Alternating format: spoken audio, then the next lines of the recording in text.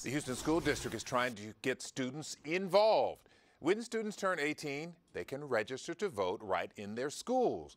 Dozens of young people registered this week during a voter drive. Jason Miles is outside Wheatley High School tonight with more on how this went. Jason?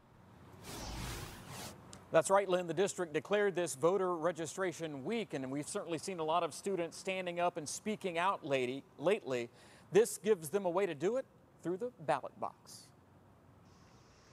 Many Wheatley High School students who have recently turned 18 are ending this week as Houston's newest voters. I can't do anything without voting. Joseph Bailey is a Wheatley athlete. I play baseball and football. Who's now embracing what so many adults take for granted. I know I'm young, but I actually want, to change my community. I want things for the better. This video shot by HISD shows students, including Bailey, filling out registration cards during an assembly this week.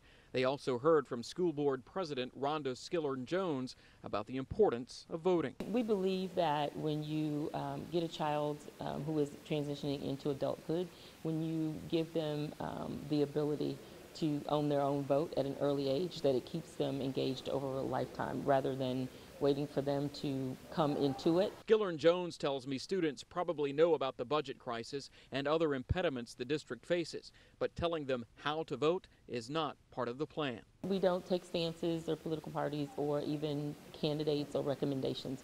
We just want them, along with their civic engagement and their government lessons, to go ahead and be engaged and know that this country was built on democracy, and part of that democracy depends on every person having their own vote and using their own voice in that way.